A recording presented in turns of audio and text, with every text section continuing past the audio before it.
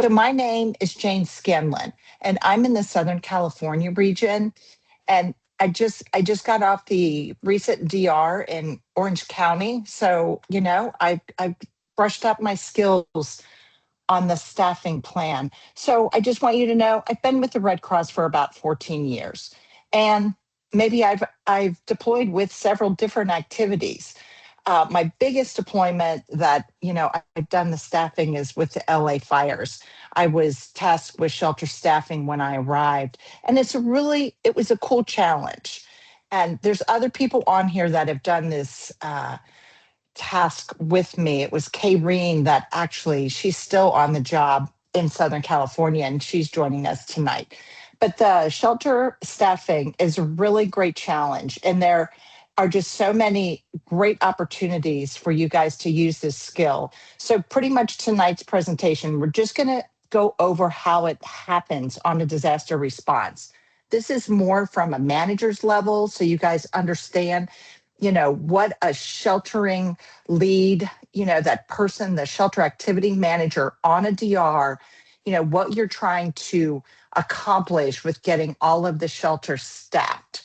So here we go. And we'll have time at the end for some questions. All right, here we go.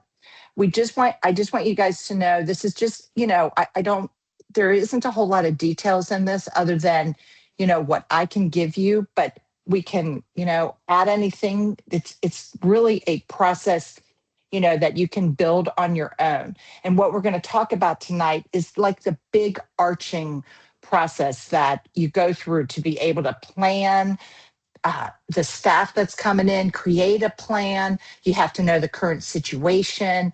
And then you have to really understand the tools. There are tools out there to staff a shelter, and everybody uses different tools sometimes. I've made my own. And the biggest thing you have to understand is you cannot do this job alone. So if you are the shelter headquarters manager, you can't staff the shelter, sit in meetings, take calls, do organize the whole disaster. This is all about teamwork tonight, talking about that. So, tonight I'm here. I want to build the capacity to be able to fill this position. There's really no specific, you don't have any special skills that are required, except you really have to have some patience. Of course, you have to have technical skills in Excel and Teams. You have to have a Red Cross email, and then the ability to text on your phone. So, I just want everyone to understand what I encourage is to set up the staffing team early in the operation. So, it part of this staffing, the shelter staffing, it's not really part of workforce. This is a little different. This position, it takes into account, the complexity of the event, the number of shelters, volunteers, vehicles, lodging. And then you're working to create this that of getting volunteers that are arriving. You want to get them assigned as soon as they arrive. That's what tonight is all about. So, when you're there, someone, you have people that arrives, you really have to set this team up. So this is going to be the first people that arrive on the job that you feel like they have the skills. And if you assign people to this task, let them run with it. This person will report to you on any unmet needs, of staffing of the shelter. But this team of shelter staffing is going to coordinate with workforce and start a plan to get these shifts filled. So you have your local community volunteers. They're really the first on the response. That's the local region where the event happened. So take the time, find out how many days the local volunteers are available. We don't want to push them out because we're there for 2 weeks. We want to incorporate them on the job. But you have to understand they may be directly affected by the disaster. And as you guys know, it's hard to commit for 2 weeks to a local response because, we have to take care of our dogs. We have to take care of life. So sometimes being deployed is actually easier because you are really focusing on the disaster response at hand.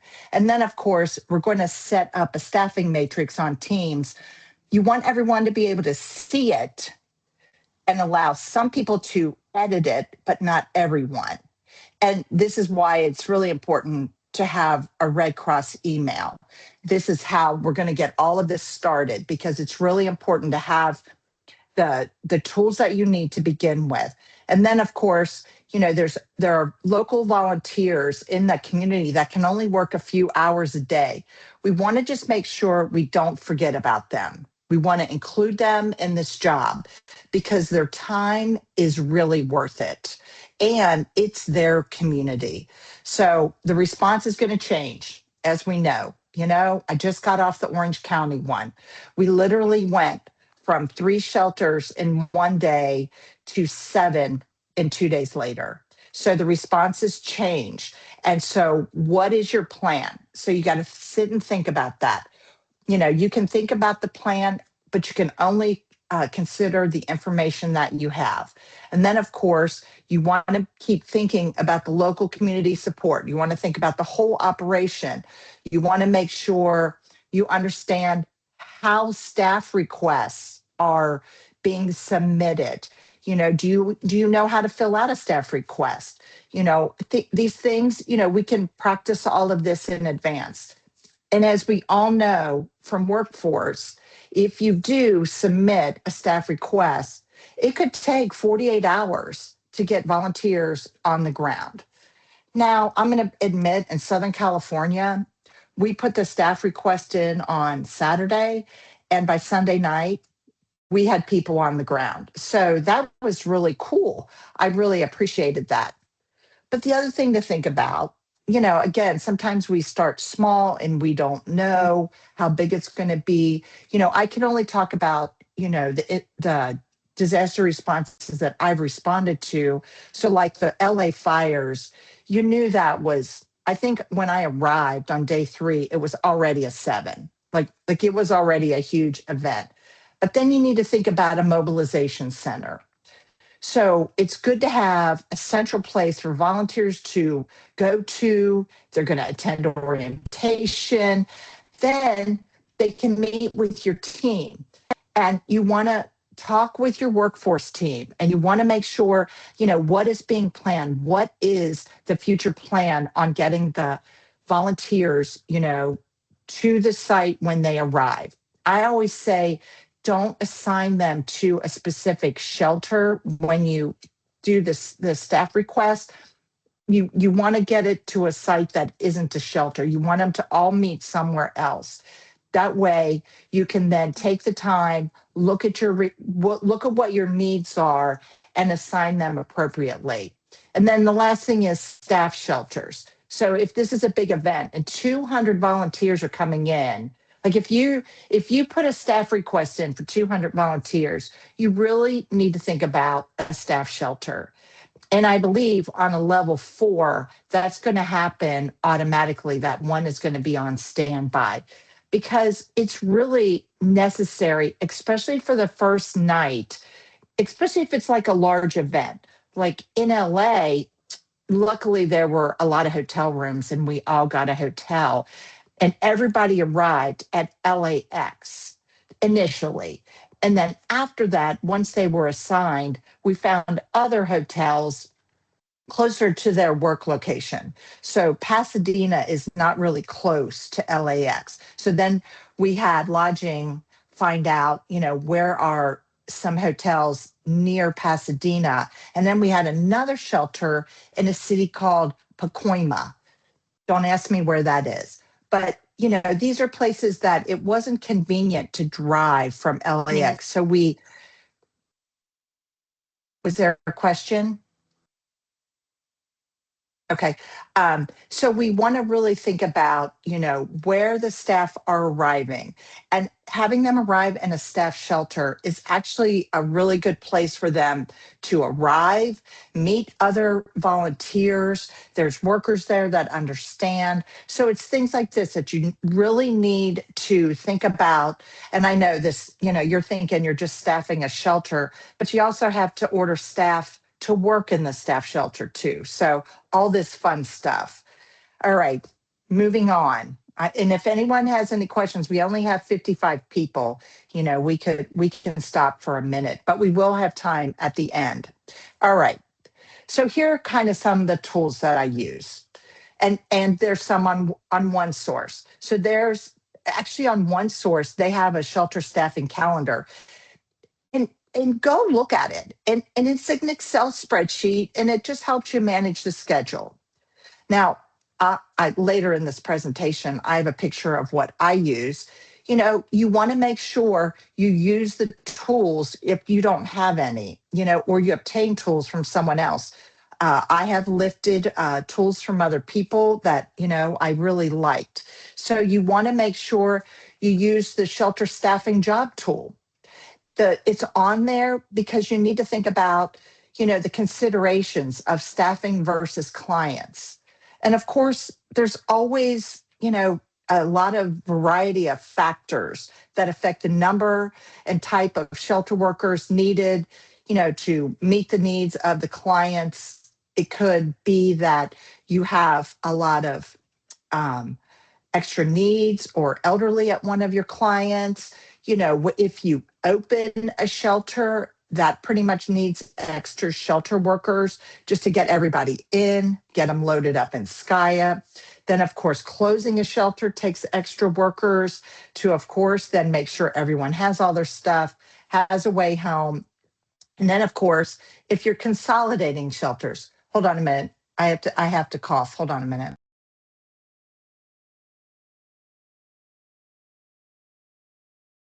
All right, sorry. So you really want to think about consolidation. When you're starting to, you're hearing word that shelters are going to consolidate. Doesn't make people happy. Our clients won't be happy. So have extra staff at the new shelter to help with all the new arrivals. Luckily, if they're consolidating, you can transfer them from Skya. So that's a really nice, easy tool, but make sure your staff understands how to use that. And then, of course, I usually start, you have your local event, you had your local event. Let's see, let's back up. When an event starts in our region, we set up a local shift tool and volunteer connection. And then we have volunteers sign up for that. And then as the event grows, we close that down and go on to the DR. So regional events and big DRs are a little bit differently.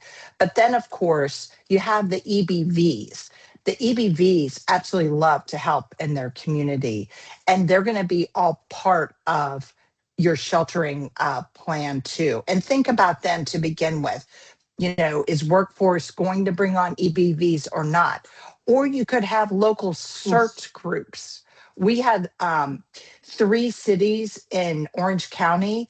They put teams together and they supported our shelters in Orange County for 3 days. And it was critical. They helped open shelters because this is when we were ramping up still. So think about that, and if you're not familiar with the area, find out who is and how we can incorporate a lot of other people, to take part in this event. So it's just a lot of planning. And you really want to make sure, that you're working together with your team and talking to try to find someone on your team, get someone on your staffing team that actually maybe is from the area and they know the area and they might know what other resources of workforce that you can have. But, I created my own staffing matrix. It's an Excel document. I really have, how about if I say this? I have 2. I have the initial one that we use for a regional response. And then when it comes to when people deploy and they're there for 2 solid weeks, I shift to another one, and it's a much easier, it's more defined of a staffing tool, of a staffing matrix Excel spreadsheet. Because this other, and I'm going to show it to you later in a slide, but it really talks about, who is there, what their phone number is, where they're staying, are they, which hotel they're staying in, did they get a rent a car? And it really helps try to understand, who has a car at each site. So you can, of course, now you're creating carpools. You want to make sure, and that's all part of it too. You want to make sure that you have, enough cars of, of workers that all might be staying in the same hotel for each shift, and then they can just all carpool together. You can always ask for a van if you have more, than three. So, think think a little long term. I keep pushing planning. And none of this comes, nobody's going to walk over and say, do you want a van? It takes time to think of all the different things that you can start asking for. And if Jody Wallace is on here, I'm not a fan of stickies. I don't like stickies where they have the whole all the shelters up on the wall with everybody's name on a sticky. The stickies fall off the wall. And then other people come by and they take a sticky and they walk away with it. So this is not my favorite thing. My favorite thing is having it on a computer. We can share it again with anyone who needs it. Just that we don't give them, the editability. And if you're working in the headquarters, you can create like a bunch of names. You can print off a bunch of names of shelters and just leave it up on the wall and keep the location there, and then update the client count every day. But you don't need to list supervisor's name because that's all listed on the IEP. You don't need to make sure everyone has it's the right information. Make them work for it. We all get the same information. And also on one source, there's another tool called Staffing and Assigning Workers to Congregate Shelters. There you go. It's on one source. And so make sure you go through one source and just type in shelter staffing. It is amazing the resources that are already there to help you on this job. And I admit, when I started doing it in LA, I didn't know that's the job I was going to do, and I have to admit I wasn't quite prepared, but I got it. We did get it started, but we had a team of 6 to start out. I mean, that was a big response. So, now, when you're working this operation, as I said, you have your local volunteers, your community, and now you have staff arriving from out of the region. So obviously this, event has escalated to a higher DR. You have already submitted your staff requests, and now people are arriving at the site you have indicated. Sometimes it's at the local headquarters or, you know, um, the mobilization center. But, make sure you know what is going on. Make sure you have the most up to date information, get that situational awareness of what is going on and what the needs in the shelters are. Are there language needs? Are there cultural needs?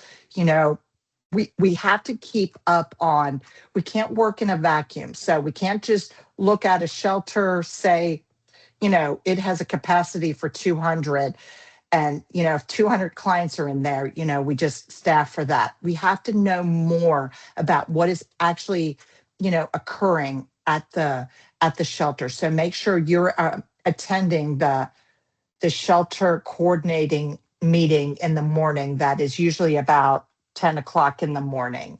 So make sure you're part of that so you get a situational awareness of what's happening at the shelters, and you can ask them how their staffing needs are. So make sure you take the time. So, I like I said before, having an option of a staff shelter. Again, one source. I'm going to keep throwing that out there. There's actually a tool. It says planning and operating a staff shelter. So, there's doctrine out there. Of course, above a level 4, it should be assumed a staff shelter is at least going to be put on standby. And this gives, and the reason is, you know, I'll tell you, in Orange County this weekend, it was a holiday weekend. The event in Orange County, it started on Friday of a holiday weekend. There were exactly 0 rooms for anybody. We could not get a single room. I see Don Valandre is on here, and she was our lodging person. So you have to understand there are times there are just no rooms. It could be a rural place. So you really need to make sure you give lodging a chance to anticipate obtaining rooms. So request them appropriately. Find out how lodging wants you to request them. And then you're going to move the volunteers to them. But that's why I really like having a staff shelter just for people to arrive, to make sure people have a place to stay. And, and guess what? The, I don't know how you say it, the FIFA World Cup is coming this summer. So there's going to be a struggle finding hotel rooms. And it's going to be a struggle to find hotel rooms that we can actually afford. So you need to make sure if you're in one of the cities that the World Cup is being held in, or there are practice cities. I think San Diego is a practice city, but I think some games are being held in LA. But other than that, I don't know anything. So make sure you guys know where these FIFA World Cup soccer games are. I've never attended one, but I understand that they are huge events. And just so you guys know, the World Cup runs from June 11th through July 19th. So just keep that in the back of the back of your head that that is coming up this summer. And then of course, we I don't know anybody that sits and says I love a staff shelter. So, how can we make their life better? How can we make it more comfortable? We want to make sure our staff is treated the best we can. We want to make sure that, we can, if we can obtain things or if things are getting donated, make sure that your staff is well taken care of. That's all I can say. I know I struggle sleeping on a cot, so I'll just share that. So here's just things to think about. You want to make sure you have staff arriving. Where are these volunteers going to hang out until they're assigned? Because there's a time that they arrive at your headquarters until you actually get them assigned. And I promise you, if they're walking around the headquarters, someone is going coach them. So make sure, you have them a room or something. Maybe you can have someone in there having everyone log into Skya so they know their volunteer connection account. But take a minute, who, do you have snacks and water for them? Who has a vehicle? Make sure you understand, to turn in the vehicles to transportation, and then like have, know how to fill out a fillable 6409T so you can then turn around and issue them vehicles. Do you know where their lodging is? They may they may arrive without lodging plans, which they did in Orange County, and that's okay. It's we can still assign them, but we were trying to assign them together in groups. And then you have to understand who is, what is their gap? Is it a service associate? Goodness, a service associate, a supervisor, or a manager? My favorite thing is to ask, are they familiar with the area? If in LA, people struggle getting around.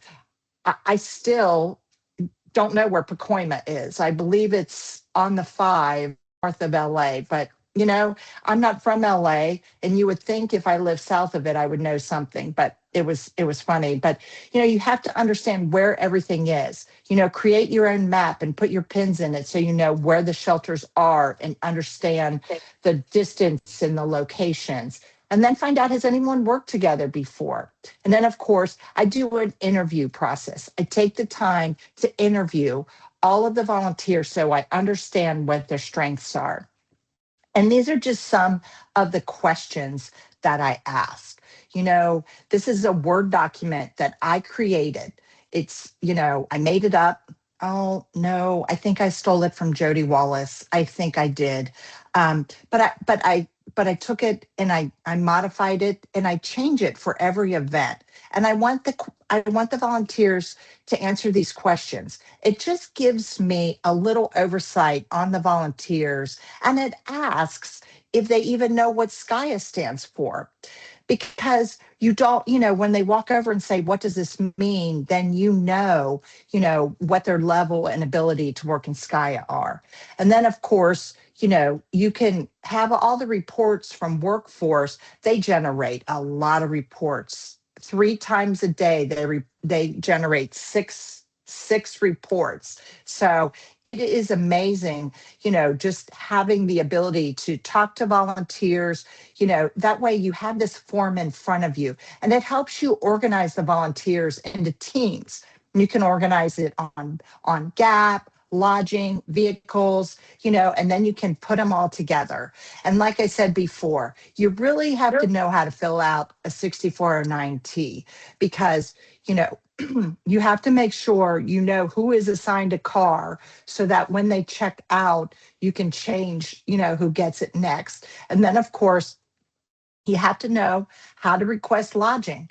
Lodging changes it could be a QR code on the IAP, but make sure you know how to do the lodging changes. It is my favorite thing when the QR code is on the IAP, because then I can just have people fill it out. It's really convenient. I appreciate when lodging does that. So continuing on, you know, there's also these standby assignments. We're talking about a fire. This last weekend in Orange County, we did not have standby assignments because it wasn't a fire. But standby assignments, they are critical in a fire. If evacuations are ongoing and the fire is moving, then the most important thing is you need a team to open a shelter, and you need a team waiting to open a shelter. This is mostly for active fires, and I promise you, it's always at 2 o'clock in the morning when they want to open a shelter. And it's great if you have a crew ready to go. They could all be in the same hotel, they have a car, and they can get on the road. So, a lot of different cities and counties, they really want shelters open as these evacuation orders keep getting updated, and they could be there for a few days. It depends. You just really don't know what the situation is. And then, of course, in LA, I know I keep going back to LA, I actually had the local communities volunteer. Let me start over. The local community volunteers, these are the local Red Cross volunteers. They signed up for all of the standby shifts. And the reason I did that was because I needed workers that could respond in a moment. They had a car and they could drive in LA. So I wanted someone who could, respond to me and go when I asked. And this is really critical because, LA is huge, and I wanted to make sure, we weren't holding any deployed volunteers in their hotel room. So that way, the local volunteers, they had other shifts they could sign up for too in sheltering, but I made sure that I had this on call standby shift ready to go. It really made me feel so much better. And we usually had a minimum of 4 volunteers signed up for each shift while that fire was actively moving. It was actively moving for a few days. All right, moving on. These are the reports. These are just 4 of the reports that you get from that you can get from Workforce, and they send them out 3 times a day. But don't assume they're going to send you these reports. Ask Workforce to put you on the distribution list. It really gives you accurate information on who is deployed in your activity, because you got to know who is there, and then match the reports to who has arrived, because one of them is, the arrival roster. You want to know who is coming in that day. You want to make sure you're prepared. So if 20 people are arriving, somebody is working on where to place 20 volunteers. So one thing to think about though, is if somebody flew, again, we're on the West Coast. So if someone deployed from the East Coast and flew all day and arrived at the job, let's say in Orange County at 3 o'clock in the afternoon, I didn't make them work that day or night. I let them have the night to sleep and they started in the morning.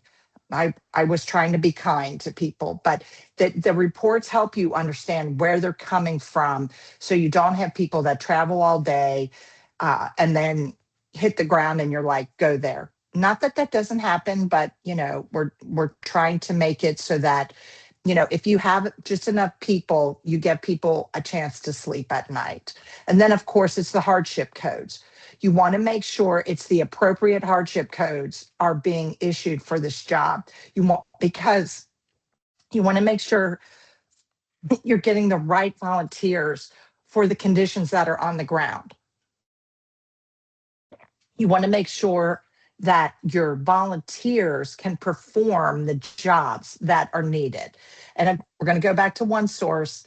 On OneSource, there's a document called Disaster Relief Operations Hardship Codes. So use this guide. They might ask you for input and find out, what is needed for the conditions on the ground. And of course, during a fire, things can be very dynamic and changing, and the hardship codes, might be a little different sometimes. And then, of course, what's next? Keep checking those reports.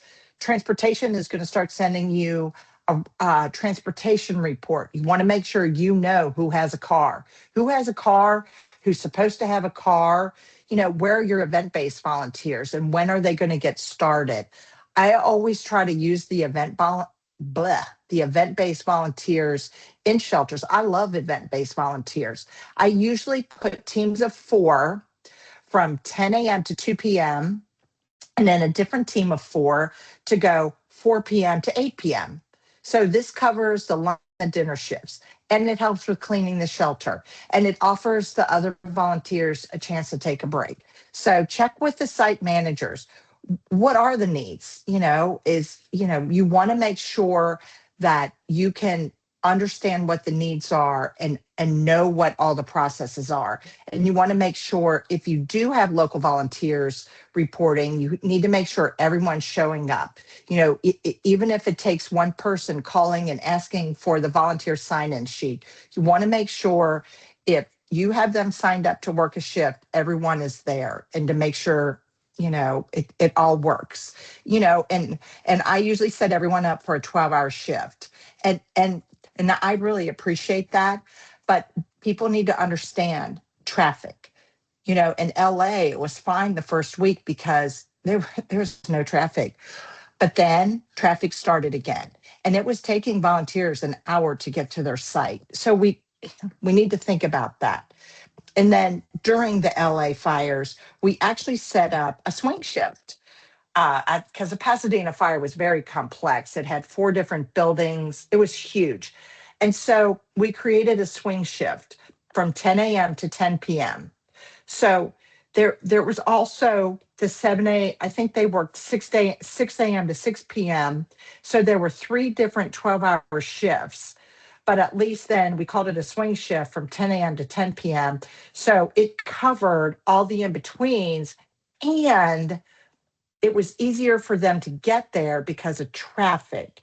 So, morning rush hour was over, and then in the evening, it was easier for them to get back to their hotel. So be creative, think about it.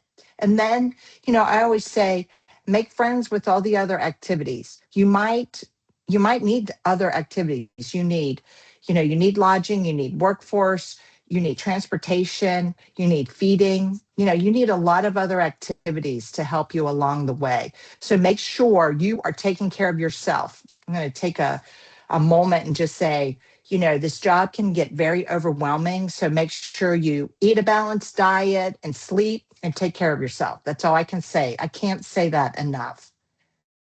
All right. So we're almost done here with the presentation. I know a lot of us start jobs with, our yellow pad. It's just a yellow pad. It's got names on it. We're just trying to get the information down when we can. And that's great to start an event. But when you actually have your staff arriving and they're here for 2 weeks, you want to roll into something that looks like this. This is the goal you're looking at. So you have now your volunteers are deployed for 2 weeks. So this has all of your information. It's got the name of the shelter, it's got the times that they're working. You put their name in, their phone number, where they're lodging, their email, if you ever have time to put that in. When did they start? When is the last work day? Do they have a car? And then what their gap is. And you want to make sure that you really keep track of when people are rolling off the job, because it really helps you. First, it helps you complete the 215, because then everything is right there. How many people are working at that site? Then you can, again, you can share the document with anyone. So if someone else is doing the 215, they can look at this document and they can see all the information. They just can't edit it.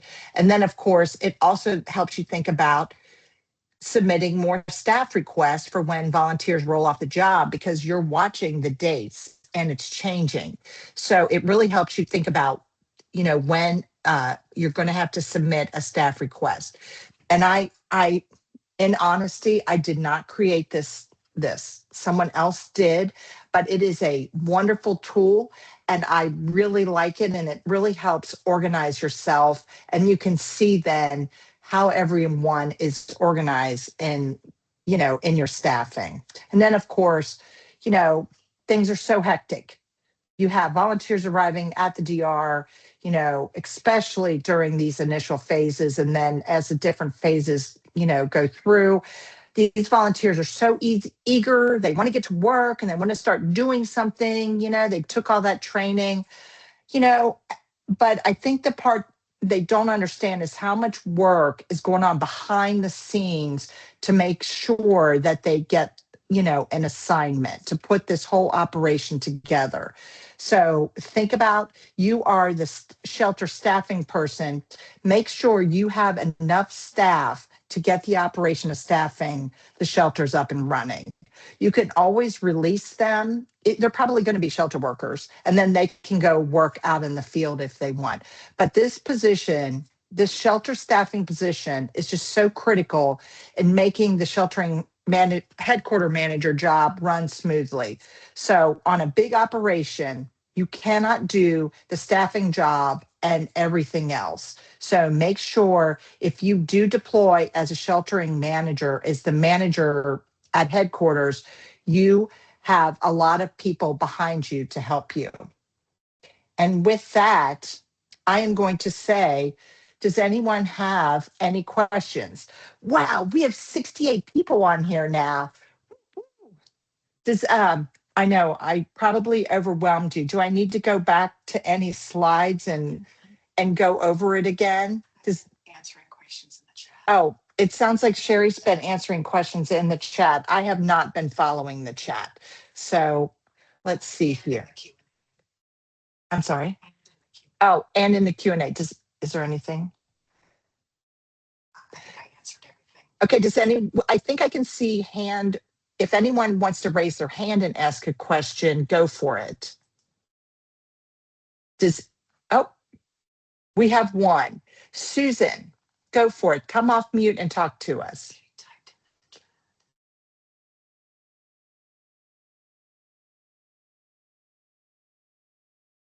Susan, did you want to come off mute and talk to us? Can she get off mute?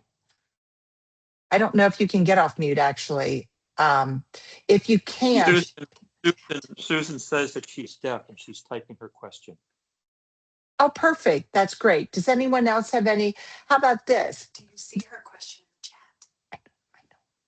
Sorry, I have Sherry Curtis here being my secretary. In the chat. Hold on. Let's see here. Oh, I see. Sorry. All righty.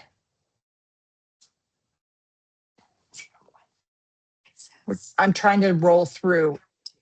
Okay. So The question that Susan asked, she said, when you are done working at shelter, do the supervisor write evaluation of each staff?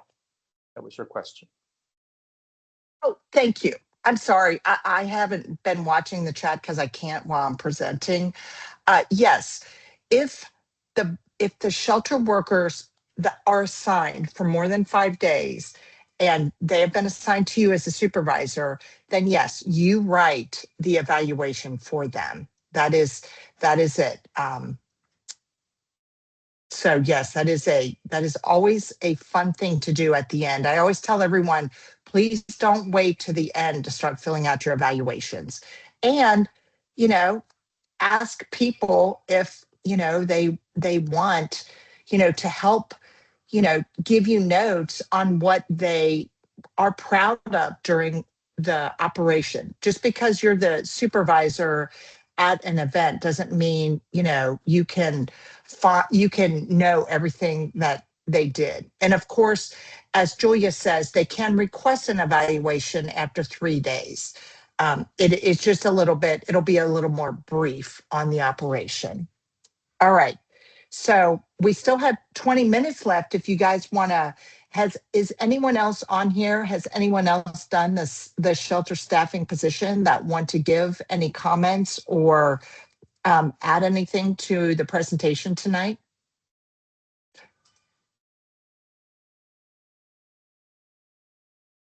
Wow, we have a quiet group tonight. Does that mean that this presentation must have overwhelmed everyone and you know exactly what you're going to do? All I can say is create documents. Is someone talking? Hey, we appreciate your time and sharing, and grateful that the situation in Orange County didn't get worse. Yes, we are too. We're very happy. So, but yes, it is just make sure you guys, if you need any help, reach out, figure out who's your phone a friend. We want everyone to be able to have the tools on the operation that you need. Again, as I said, I have lifted some of my documents, from other people. I like to pick up creative things from other people. It is really important to, find out how other people, when you have volunteers that arrive, how do they, does anyone else have any comment on when volunteers arrive new on the scene on how to introduce yourself and get information, vital information from them? Does anyone want to share? Julia Bishop, go for it. I always, when you get those reports, it has their email and their phone number on there. I always text them and say, welcome to the DR. If you have any questions, let me know. So at least they've got someone to contact.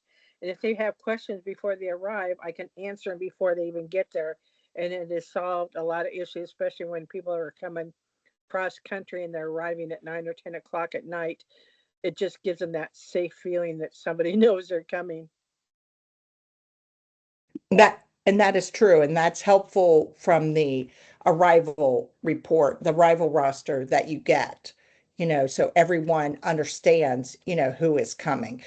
Now that is great if you, have a manageable amount. It's really hard if it's 200 people arriving on one day. That's a little unmanageable, but it is really important that, we create an environment that the volunteers, when they arrive, know where they're going to go, feel like they're important, but they have to understand what is going on behind. It is really hard to get, all of this information together and then get them assigned out to a shelter.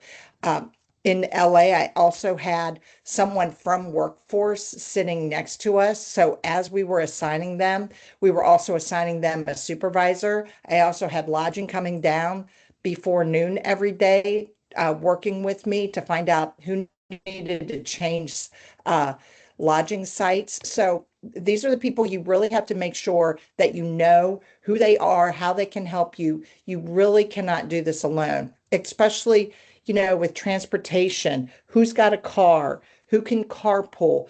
A lot of this, is a lot of detail. It takes a lot of time to, think about it. Julia's talking about a job induction, and that's great. This is the time, maybe people can get orientations, at headquarters. That would be great. What you're just trying to do is, first find out when they arrive, get them to, I don't know, that's why I do this questionnaire. So they fill the questionnaire out, then they can maybe go do an orientation. And then that gives me time to get myself organized, and the team, and then get them assigned to a site. And then, and at least I have, a minute. It's really hard when people arrive and they're sitting right at your elbow, staring at you saying, I'm ready to be assigned. So, think about that, where you're going to be. You really don't want to be sitting in the middle of the headquarters operation, like in a big room, because it's very chaotic and very loud. So try to find out if they would give you, I don't know, a special room that might be quiet so you guys can all work together. It's really hard when, you're out in the middle of a big room and, all of, everyone is around you, and there's just, it's a lot of chaos. So this shelter staffing, this role is really, vital to the operation, and it doesn't stop just because you get the initial people in and you get them, assigned. It's a constant change of, in dynamics. I'm positive, hurricanes, people don't just, I'm sure when they get assigned, because I believe they keep consolidating shelters. So like I said, this is an ongoing, job that just is a very busy job, and again, there's a lot of texting, emails. I probably did more texting than I did emails. We would try to call them, follow up with a text. I would make sure their text message had, had all the information they needed for their assignment. I made sure that they understood, where it is, what the address was, who their supervisor they're reporting to, what was the hours of the shift that they were working, and I would text it to them. So I figured if anything, they would have it in front of their face, and they would know exactly what the assignment was. I don't understand how people did this, in the past without cell phones. I'll be honest with you. It sounds very hard, and I guess, I have to give them credit for, making disaster responses actually work. But now with computers, and cell phones and documents like, these cool Excel documents, you really want to get as automated as you can, as quick as you can, to make the whole operation run much more smoothly. So there you go. And that's really all I had.